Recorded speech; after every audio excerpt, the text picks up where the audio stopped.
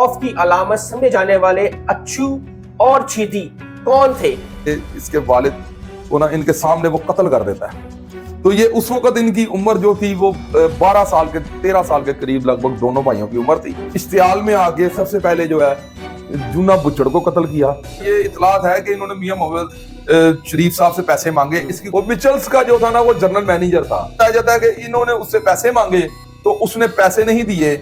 उसके बाद फिर इन्होंने उसका पेड़ चीर कर उसे काट कर दरिया में फेंक दिया। एक भाई जेल में चला जाता था और दूसरा भाई जो है वो मुद्दइयों को बिठाने में और शहादतें ना करवाने में अपने दूसरे भाई की हेल्प किया करता था। आजकल के लोग अगर ये प्रोग्राम देख के कहें कि हमने अच्छी चीदी बनना है तो उनसे बड़ा बेवकूफ कोई नहीं है, उनसे बड़ा जाहिल कोई नहीं है। अन्नू चमेल जो था वो इस कदर दहशत की अलामत था कि उसके लिए किसी को कत्ल करना और किसी को मारना कोई मायने नहीं रखता था। अस्सलाम वालेकुम, मैं आपका होस्ट हसन शहबाज। आप देख रहे हैं वॉइस ऑफ पाकिस्तान डिजिटल। 80 की दहाई में खौफ की अलामत समझे जाने वाले अच्छू और चीती कौन थे? क्या दहशतगर्द थे, क्या भत्ता माफिया थे, या उजरती कातिल थे? ये सब कुछ जानेंगे आज की वीडियो में। हमारे साथ मौजूद है इस टाइम सीनियर एनालिस्ट अली रजा शरादी साहब। सर अस्सलाम वालेकुम। वालेकुम अस्सलाम। कैसे हैं? ठीक ठाक है, आपकी दुआएं, आप सुनाएं। सर अच्छू और चीती कौन थे और इनको बार वाला क्यों कहते थे?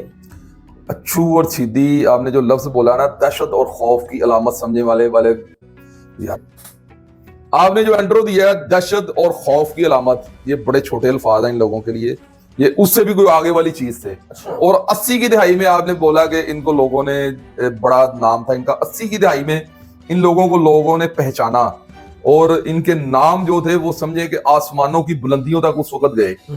जब आपने एक और सवाल छोटे से इंट्रो में किया कि इन्हें बारला क्यों कहा जाता है, इनकी अपने गांव में जो है जूना बुच्चड़ के साथ जो है ना इसके वालिद की दुश्मनी थी। उसका नाम था इल्मदीन अल मारूफ, बारला उसे बोलते थे। और जूने बुच्चड़ के साथ इसके वालिद की दुश्मनी थी। पहले वो इकट्ठे काम किया करते थे। जूना बुच्चड़ जो जिसे बुच्चड़ कहते हैं वो भी जो था वो अवान फैमिली से उसका ताल्लुक था, है इन्हीं की फैमिली, इन्हीं की बरादरी का था। और ये इकट्ठे स्मगलिंग किया करते थे। इल्मा बारला और जो जूना बुच्चड़ है वो इकट्ठे, उस वक्त में जो है नया नया पाकिस्तान आजाद हुआ था तो नमक की स्मगलिंग हुआ करती थी, या चांदी की, या ये पान स्मगलिंग हुआ करते थे। ये छोटी छोटी चीजें। फिर उसके बाद शराब स्मगलिंग हुआ करती थी। उसके बाद इनके वालिद की उसके साथ कोई किसी बात पर तनाजा हो जाता है। फिर इसकी पहली जो दुश्मनी थी इसके वालिद की, और इसके वालिद का जो करीबी दोस्त था उसमें अक्कू चेडू था और कुछ उस वक्त के बड़े मशहूर जो दुश्मनदार थे उनके साथ फिर इसकी दोस्ती थी। और जो सामने वाला ग्रुप था वो जूना बुच्चड़ था, उसके साथ इसकी दुश्मनी थी। और बारला का आपका जवाब ये है कि इन्होंने अपने गांव को छोड़कर गांव से बाहर एक हवेली बनाई थी, 10 कनाल की लगा लें, क्योंकि गांव में आपको पता है छोटे छोटे घर नहीं होते, वो बड़े घर होते हैं। तो इन्होंने 10 कनाल की एक हवेली बनाई। तो इन्हें जो फिर गांव से बाहर इन्होंने घर बना लिया तो इन्हें फिर बारला वाला कहा गया। क्योंकि अक्सर मोस्टली जो होता है हमारे पाकिस्तान में लोग बारला कहते हैं उस चीज को जो जिसकी जुबान से नाम लेने से जुबान नापाक हो जाती है। तो इनको इस सेंस में बारला नहीं कहा जाता। इन्होंने अपने गांव से बाहर जो है बनाया था एक घर, तो उसकी वजह से इनको बारला कहा गया। तो जो जूना बुच्चड़ है उसने ना फिर इसके वालिद को, इनके सामने एक मर्तबा का वाकया है कि इसके वालिद को ना इनके सामने वो कत्ल कर देता है। तो ये उस वक्त इनकी उम्र जो थी वो 12 साल के 13 साल के करीब लगभग दोनों भाइयों की उम्र थी। तो फिर इन्होंने ना बाद लोगों ने बीच में पढ़ा कर इनकी सुलह भी करीबी लोगों ने करवा दी थी। तो फिर इनकी जो सिस्टर थी वो इनको ताने मारा करती थी कि तुसी नकम्मे हो, एडे एडे तुहाडे जुस्से ने, एडे एडे तुहाडे पिंडे ने, प्यो दे कातल जेडे ने सरेआम लगे फिरदे ने। तो वो फिर ये इन्होंने इश्तियाल में आके सबसे पहले जो है जूना बुच्चड़ को कत्ल किया।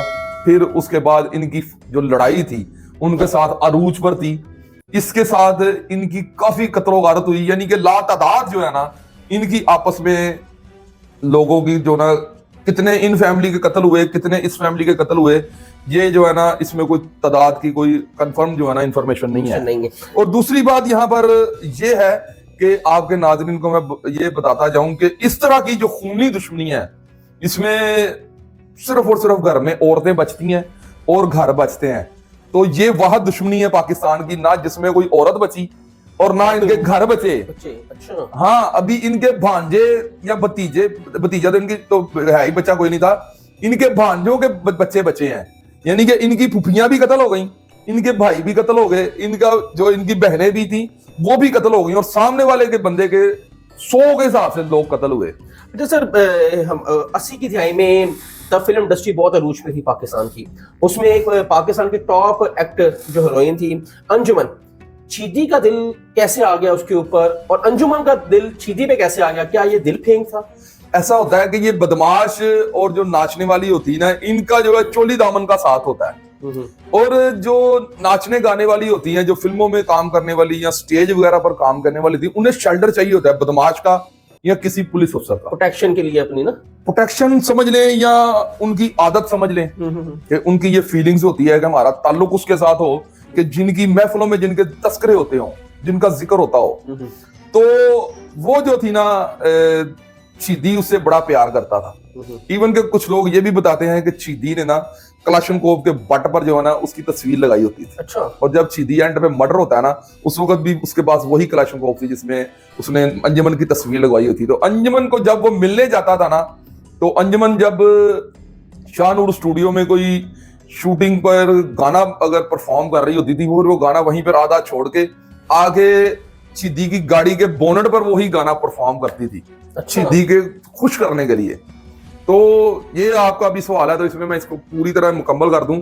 अच्छू ने एक दिन जो है फिर अपने गांव में सारी रात अंजुमन का मुजरा भी करवाया, और उससे अपने पूरे जितने भी आसपास के गांव थे उसमें इस वजह से उनका जो नाम था वो इससे भी ज्यादा लोगों के जहन में, और जो लोग इलामत और बन गया। नहीं, लोगों ने गुड इमेज किया ना कि ये तो बड़े अच्छे हैं, लोगों के इंटरटेन का इन्होंने सामान किया है। तो उस वक्त जब ये डांस पार्टी हुई या मुजरा हुआ, जो मर्जी से अल्फाज दे सकते हैं आप, तो जो उन्होंने पैसे फेंके थे वो अच्छू और चीदी के जो करिंदे थे उन्होंने ही उठाकर उसको दिए, क्योंकि अंजुमन अकेली गई थी वहां सर पर। सुनने में है कि अंजुमन ने और अंजुमन के साथ जो लोग थे उन्होंने पैसे नहीं उठाए, और वो पैसे अंजुमन ने भी नहीं लिए। मैं आपको भी जवाब जरूर दिया, नहीं, ऐसा नहीं कुछ हुआ। वो लोग इस कदर यानी कि वहां के अमीर हो चुके हुए थे। उस वक्त 10 का नोट बहुत बड़ी बात थी, और वो 10 के नोट फेंके होंगे। ये तो क्या सराई है कि उसने ले लिए, उसने ले लिए थे। ये जो बदमाश होता है ना, इसमें इतनी तो गैरत होती है कि ये औरत का माल नहीं खाता। तो ये अब मुबैना तौर पर क्या हुआ होगा, हम ये क्या सराई कर सकते हैं, इसकी कोई इन्फॉर्मेशन नहीं है। सर 85 में जब मियां मोहम्मद नवाज शरीफ, तब तो कुछ भी नहीं थे मेरे ख्याल से, एक सिटिंग जो थी गवर्नमेंट, उसमें कोई CPL में थे जो कि पूरे लाहौर की क्राइम को मॉनिटरिंग करते थे, उसके कुछ सरबराह थे। तो क्या मियां मोहम्मद शहबाज शरीफ के वालिद साहब या नवाज शरीफ के वालिद साहब से भी भत्ता इन्होंने मांगा? ये उस वक्त वजीर खजाना थे मेरे ख्याल से ना, मियां मोहम्मद नवाज शरीफ साहब। तो इनके वालिद जो थे वो काम करते थे, लोहे की इनकी फैक्ट्रियां थी। तो ये इन्होंने पैसे लोगों से इस तरह मांगे कि ये जैसे अवान ढाई वाला इनका गांव है, ये आप जब जाते हैं महमूद बूटी क्रॉस करके तो वहां जाकर इनका गांव आता है जो दरिया के साथ लगता है। और वहां से लेकर इन्होंने जो है, जहां से दरिया रावी क्रॉस करता है, जैसे कि हम शादरा लगा लें, और जो उससे आगे बेगम कोट लगा लें, और हम उससे आगे अब जहां पर ये रहमान सिटी और ये इंटरचेंज वगैरह, फैजपुर इंटरचेंज वगैरह बना है, वहां तक जितनी भी फैक्ट्रियां थी ये सबसे बता लेते थे। ठीक। और ये मुबैना तौर पर जो है ये इतलात है कि इन्होंने मियां मोहम्मद शरीफ साहब से पैसे मांगे, इसकी कोई मुसद्दका इतलात नहीं है। तो अच्छा, इन्होंने अपने बाप का बदला कैसे लिया? इसके जो जूने बुचड़ के बेचे थे ना, वो भी बड़ी तादाद में थे। उन्होंने क्या किया, इनके घर की करीब एक दरिया बहता था, वहां पर जो है ये वहां के बड़े बेती थे। इनका एक दोस्त था, वाला गाड़ी उसका नाम है, वो भी बहुत मशहूर था, वो भी इनके साथ था। ये उस बेले की जानिब गए हुए थे अपना घर बार छोड़कर। तो इन्होंने जो है ना, जो दूसरी पार्टी है, इन्होंने इसका ताकुब किया, और इनको जो है ना फिर वहां पर उन्होंने जाकर इनको ढूंढने की कोशिश की कि हम इन्हें कत्ल कर दें, क्योंकि ये उन रास्तों को ज्यादा बेहतर जानते थे। इन्होंने उनके ऊपर अटैक किया तो उनके सैकड़ों के तादाद के जो लोग थे वो कत्ल हो गए, और उनमें जो था जूंदा बुचड़ के बच्चे भी थे, वो भी साथ में कत्ल हो गए। और इस तरह जो था इन्होंने अपने वालिद के कातिल के बेटों को भी कत्ल कर दिया। जैसे ये बताएं कि शेजान फैक्ट्री के मालिक के बाद किसी और बिजनेसमैन को भी इन्होंने लूटा? हाँ, एक दफा का वाकया है कि ये 3-4 लोग थे, बताया जाता है कि अच्छू, चीदी और इनका बेहतरीन करीबी दोस्त जिनका काफी ज्यादा केसों में मुकदमेवार भी था। बाला गाड़ी उसका नाम है। ये किसी तरीक से वापस आ रहे थे तो एक गाड़ी इन्होंने रास्ता में देखी कि बहुत लंबी गाड़ी है और बड़ी खूबसूरत गाड़ी है, तो इसे देखकर इसने अपने ड्राइवर को कहा कि गाड़ी रोको, और जाकर इन्होंने उस गाड़ी के जो ओनर था जो बीच में बैठा हुआ था उसे बाहर निकाला और उसे पूछा कि तुम कौन हो। एक टॉफी हुआ करती थी मिचल्स, शायद आपको याद हो। वो मिचल्स का जो था ना वो जनरल मैनेजर था। उसको इन्होंने ना पकड़ लिया और उसके बाद उससे सवाल जवाब किए। उसने कहा जी कि मैं तो यहाँ का जनरल मैनेजर हूँ। फिर ये उसको गाड़ी समेत अपने साथ ले गए और फिर मुबैना तौर पर यह बताया जाता है कि इन्होंने उससे पैसे मांगे तो उसने पैसे नहीं दिए। उसके बाद फिर इन्होंने उसका पेड़ चीर कर उसे काट कर दरिया में फेंक दिया और आज तक उसकी लाश नहीं मिली। तो फिर जो है इनके ऊपर वो भी केस जो था वो दर्ज हुआ। इन्होंने बड़े फैक्ट्री ओनरों से पैसे मांगे हैं। ये तो वो लोग हैं कि जो हमें रिपोर्ट हुए हैं। तो जो लोग रिपोर्ट नहीं हुए, जिन्होंने पैसे मांगे, इन्होंने फौरी पैसे भेज दिए हैं, वो लोगों की तो रिपोर्ट ही नहीं हुई ना कोई। इन्होंने वो लिस्ट बहुत लंबी है, वो बड़ी लंबी है। अच्छा मुझे बताइए दोनों भाई जेल कब गए? ये इस तरह जेल जाते थे कि जब इन्हें पता चलता था कि ये हमारी जो इनके ऊपर सियासी जो सरबराह थे, इनके जो सियासत में जो सियासी लोग थे जो इनके ऊपर अपना सरपरस्ती रखते थे, जो उनके ऊपर अपना सर हाथ रखते थे इनके सरों पर, वो इनको बता देते थे कि अब जो है ना तुम्हारे हालात जो वो काबू से बाहर हो गए हैं। तो फिर ये एक भाई जेल में चला जाता था और दूसरा भाई जो है वो मुद्दइयों को बिठाने में और शहादतें ना करवाने में अपने दूसरे भाई की हेल्प किया करता था। और जब इनका लास्ट ये सिस्टम इनका काफी मर्तबा चलता रहा है। ये काफी केसों में इस तरह क्लियर हुए हैं। कभी अच्छू अंदर चला जाता था, कभी छिदी अंदर चला जाता था। एक दफा का वाकया जो है वो रिपोर्ट हुआ है कि अच्छू जो है वो अंदर गया और छिदी के ऊपर ये जिम्मेदारी आई थी कि इसने इसके मुद्दइयों को बिठाना है और इसे अच्छू को क्लियर करवाना है। उस वक्त जो है इनका करीबी दोस्त जो है बाला गाड़ी, वो गाड़ी पर कहीं जा रहा था तो एक ट्रैफिक वार्डन उस वक्त जो उन्हें सार्जेंट कहते थे, उसने जो है इसने कोई इशारा क्रॉस किया तो उसने इसे रोका है। तो रोकने के बाद ना उसने इसे पकड़ लिया है। तो पकड़ने के बाद ना उसने इसे कहा कि चलो तुम थाने, तुमने जो बड़ी उसके साथ कोई इसकी बदतमीजी हुई है। तो उसके पास कुदरती तौर पर उसके पास कोई हथियार नहीं था बाले गाड़ी के पास।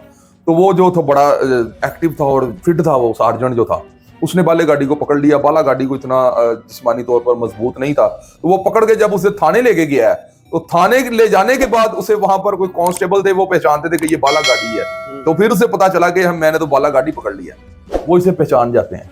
तो फिर वो अपने एसएचओ को बताते हैं कि ये तो बहुत बड़ा उजरती कातल बाला गाड़ी है जिसके ऊपर हेड मनी भी है। तो वो एसएचओ जो है फिर अपने एसपी को इत्मीनान में लेता है। तो फिर उसके बाद इसके कत्लों की जो तादाद है वो गिनकर फिर इसे जो है जेल में शिफ्ट किया जाता है। फिर अच्छू ऑलरेडी जेल में होता है। तो ये फिर उस वक्त जो है अपने वहां पर 5-12 कोई 4 नंबर चक्की में कहता है, कोई 3 नंबर चक्की में कहता है। इस तरह की कुछ बातें इनके साथ जो मुंसलिक की जाती हैं। तो ये बताएं कि इनका कोई मशहूर वाकया जो जेल के अंदर हुआ हो? जेल में इनकी बहुत बड़ी दहशत थी और ये क्योंकि इतने खौफजदा लोग इनसे रहते थे, क्योंकि ये इनका एक भाई बाहर होता था और दूसरा अंदर होता था।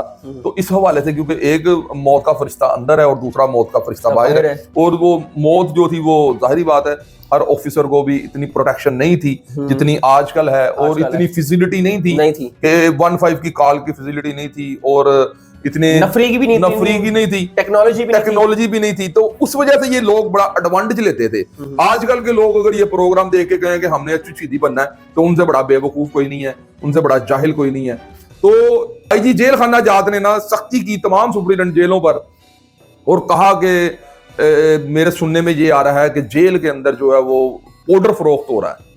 तो उन्होंने जो जेल के अंदर भी मुखबर होते हैं उनसे फिर कहा कि हमें जो है ना ये पाउडर के जो मामला था ये देखने हैं। और पाउडर जो है ना एक जगह से गड़ा खोद कर तो 1 किलो या 2 किलो का पाउडर का पैकेट निकल आता है। तो सुपरिटेंडेंट जेल का जो ख्याल था वो ये था कि जेल में बड़ा ताकतवर बंदा जिसका नाम अच्छू है बारला, ये काम उसका लगता है। तो सुपरिटेंडेंट जेल ने उसे बुलाया और पूछा कि क्या तुम ये पाउडर बेच रहे हो, ये पाउडर तुम्हारा है? तो उसने बगैर कुछ सोचे समझे ये कहा कि पाउडर मेरा ही है। यानी कि हालांकि उसका ये पाउडर नहीं था, वो फिर भी ताकत के नशे में इस कदर चूर था कि उसने कहा कि पाउडर मेरा ही है, अगर मैं पाउडर लेना लो आगे भी बेचा तो तू मैनू नहीं रोक सकता। सुपरिटेंडेंट जेल की जो ताकत होती है आप उसके बारे में जुल्फकार अली भुट्टो शहीद के एक बयान से लगाएं। उन्होंने ये कहा कि अगर मुझे पता होता कि सुपरिटेंडेंट जेल की इतनी ताकत है तो मैं मुल्क का वजीर आजम बनने की बजाय जेल का सुप्रीडेंट लगता। ये बड़ा मशहूर उनका ये बड़ा मशहूर है कि उनका एक वाकया हुआ है।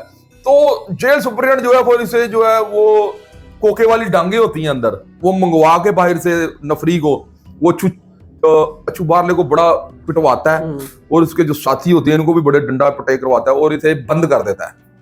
और जब बंद करता है 40 चक्की में, तो फिर एक कांस्टेबल होता है वो जाके ना पीडीसीएल से फोन कर देता है बाहर छिदी को, और छिदी जो है वहां पर G3 लेकर वहां पर पहुंचता है और बड़ी सारी फायरिंग करता है। जब हम जाते हैं शादमान की तरफ, वहां पर IG जेल खाना जात का भी घर है और DIG जेल खाना जात का भी घर है, और वहां पर इतनी फायरिंग करता है और अकेला होता है। ये देखें ये कितने लाझक लोग थे और इन्हें ना अपनी जिंदगी की परवाह थी और ना आगे से लोगों ने इनका जो मुहासबा किया। तो इसने बड़ी गोली चलाई और सुप्रीडेंट जेल को जब पता चला तो उसने अपने जो अर्दली वगैरह थे, जो उनके असिस्टेंट वगैरह थे, उनसे पूछा तो उन्होंने कहा तुसी ना बाहर जाओ, बाहर छिदी आ गया है। तो फिर उसने कहा कि अब इसका क्या इलाज है?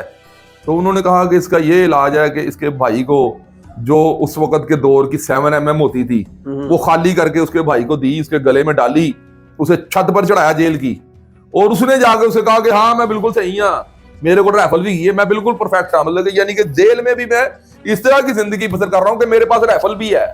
तो वो फिर उसको जब इस हालत में देखता है तो फिर वो वापस पलटता है, तो फिर जो है ना अच्छू को इत्मीनान में लिया जाता है, अच्छू ये काम करता है, तो फिर उसे वापस उसके जो बारक थी उसमें बंद किया जाता है। अच्छा ये बताएं कि पुलिस ने अन्नू चंबेल की मदद क्यों ली?